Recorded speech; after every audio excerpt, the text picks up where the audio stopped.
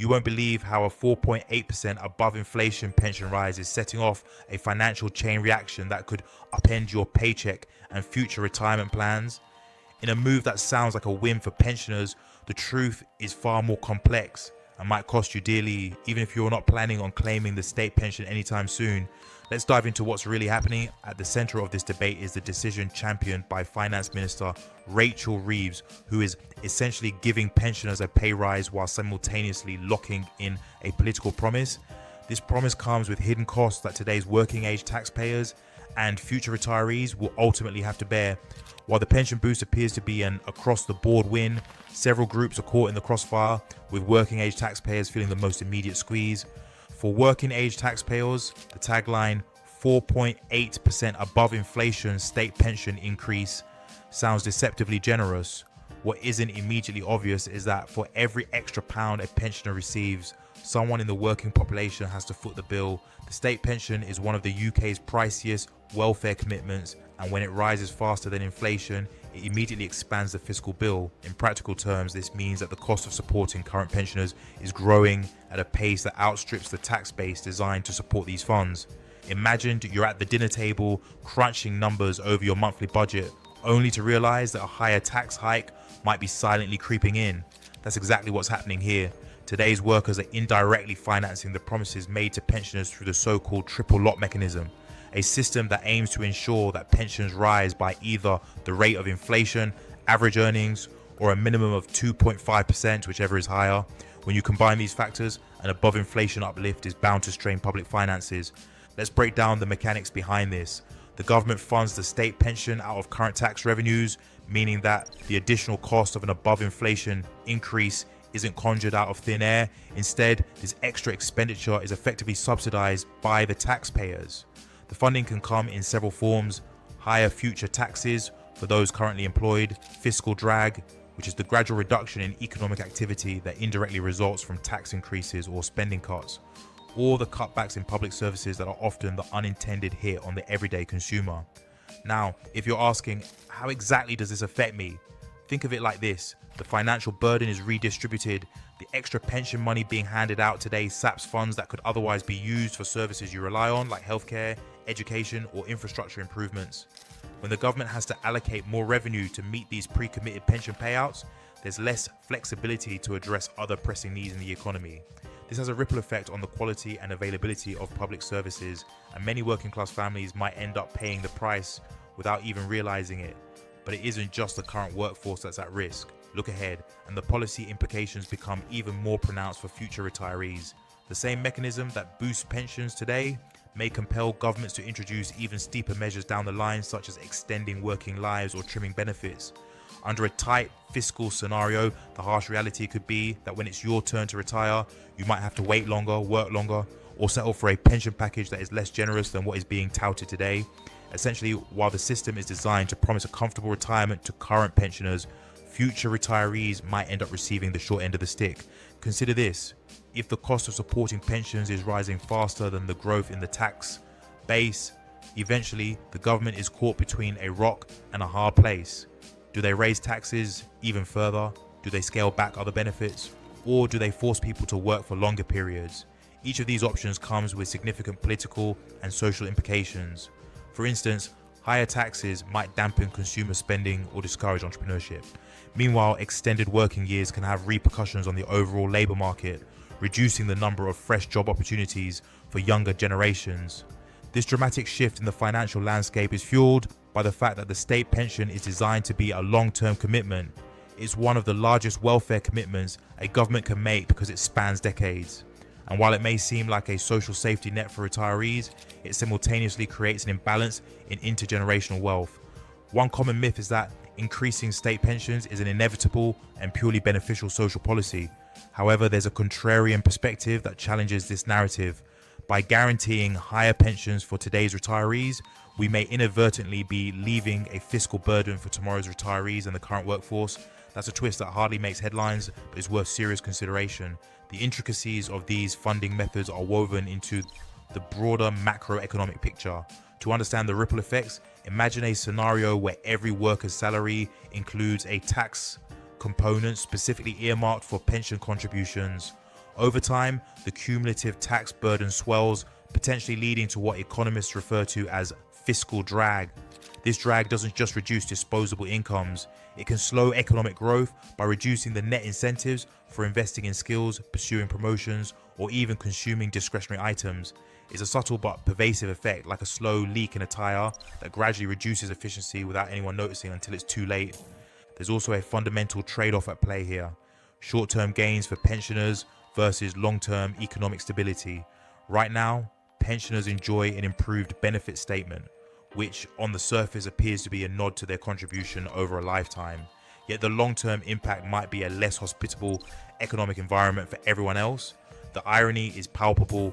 While you might cheer for improved pensions today, you're also setting the stage for higher taxes and tighter public services tomorrow. In other words, the promised win is anything but free. It comes with hidden strings attached.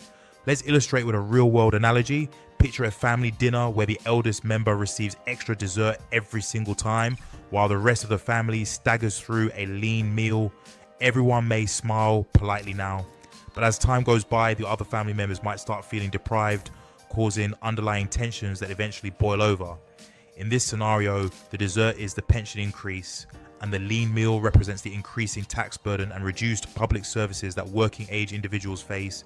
It's a vivid reminder that fiscal policy is rarely a zero-sum game. It's a balancing act where gains in one area often come at a cost elsewhere. To further complicate matters, the rising cost of public pensions can influence government policy in unpredictable ways. As the fiscal burden mounts, policymakers might feel pressured to cut back on other essential services like education, healthcare, or even infrastructure. Imagine walking into your local clinic only to find the waiting times have doubled, or noticing that road repairs are perpetually delayed. That's one tangible way these policies might affect your day-to-day life. These adjustments aren't just numbers on a balance sheet. They reflect real-world consequences on public well-being and quality of life. Now, as a savvy observer of global finance, you might wonder, why hasn't this issue dominated mainstream discourse? The answer lies partly in the allure of immediate benefits. It's far more comforting to see a concrete yes, a pension increase that directly improves someone's bank balance, than to digest abstract future costs that are hard to quantify. However, by the time these hidden burdens manifest tangibly in your paycheck or the local council budget, the opportunity for early strategic financial planning might have passed. That's why understanding these fiscal dynamics is paramount, especially if you're striving to make informed decisions about your own financial future. From a policy standpoint, the triple lock, which underpins this pension increase, is inherently designed to protect pensioners from inflation and rising living costs. Yet, it's not without its critics. Economic analysts argue that the triple lock mechanism can lead to unsustainable fiscal pressures, particularly when the cost of pensions grows faster than wage growth or GDP. In an ideal world, the system could be recalibrated to better balance immediate needs with long-term sustainability, but tweaking such entrenched policies is easier said than done, especially when they are politically charged and tied to strong public sentiment. One thing to note is that the debate over pension funding extends well beyond national borders. Many developed economies are grappling with similar challenges as aging populations put unprecedented strain on public finances. In countries like Japan, Germany, and even parts of the United States, there's a dilemma at play that echoes the UK's situation. When pension expenses outpace the working age population's capacity to pay, governments face the risk of unsustainable debt levels and economic stagnation. So, while this might feel like a uniquely British issue, it's actually part of a broader global trend that every finance enthusiast should keep on their radar. Let's pull back a bit and consider the political dimensions. Politicians love a good headline, and a pension increase is a surefire way to win over older voters. However, this political calculus comes at a steep price, often falling on younger generations and future governments. The promise of a secure retirement has immediate appeal, but it's worth asking, at what cost does this security come? The answer may be a future where workers face heavier tax burdens, limited public services, and the pressure to work longer than they ever planned. Remember, you're not just a passive recipient in this financial puzzle, you're part of an intergenerational contract. The fiscal decisions made today will ripple forward, affecting economic conditions for years, even decades ahead. It's a bit like an intricate game of dominoes. One financial policy triggers another, and before you know it, the entire economic structure is in motion, often in ways that are difficult to predict or control. That's why it's so critical to pay attention to these decisions, even if you're far from retirement age. So what can you, as an informed taxpayer and future retiree, do? First, awareness is your greatest tool. Understanding the mechanics behind the pension boost, the triple lock policy, and the subsequent fiscal implications allows you to make better informed decisions about your personal finances. Consider diversifying your retirement savings beyond what the state pension offers. Explore options that provide greater autonomy and may not be subject to the same political and fiscal pressures like personal pensions or employer-based retirement schemes. Furthermore, engage in the broader conversation about fiscal sustainability. Voice your concerns in community forums, local government meetings, or even on social media. Policies like this are ultimately shaped by public debate and pressure, so your informed opinion can drive real change. By staying curious and critically assessing the measures implemented by political leaders, you empower yourself to take proactive steps before these decisions impact your everyday life. It's also worth considering the broader economic narrative here. While the immediate boost to pensioners might seem like a standalone event, it's actually a symptom of deeper structural pressures. The interplay between an aging population, rising healthcare costs, and stagnant wage growth creates a perfect storm for policy challenges. In a way, the state pension increase is merely a band-aid solution to a much larger systemic issue.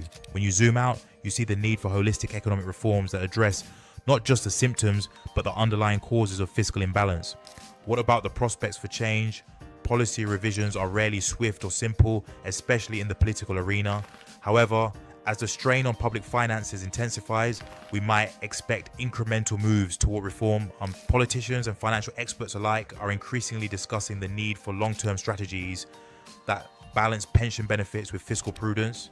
For instance, some experts suggest recalculating the triple lock mechanism to tie it more closely to broader economic performance indicators rather than a fixed percentage above inflation. Others advocate for policies that promote a more balanced intergenerational contract, ensuring that today's solutions don't sow the seeds of tomorrow's problems. One myth that keeps resurfacing is the notion that a higher state pension is a free lunch, a win-win proposition that benefits everyone without drawbacks.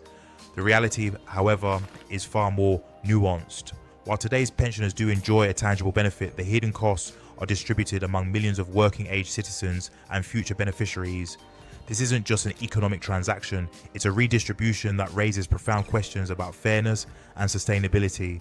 Is it equitable to transfer financial burdens from one generation to another without broad-based approval?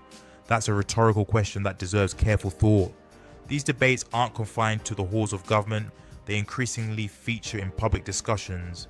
As you listen to economic commentators or read mainstream headlines, you'll notice a growing awareness of the long-term costs associated with these policies. But awareness alone isn't enough. It calls for an informed electorate that can hold policymakers accountable and demand transparency about the future implications of today's decisions. That's why staying updated on fiscal policies isn't just academic. It's a vital part of being an active, responsible citizen in today's interconnected world.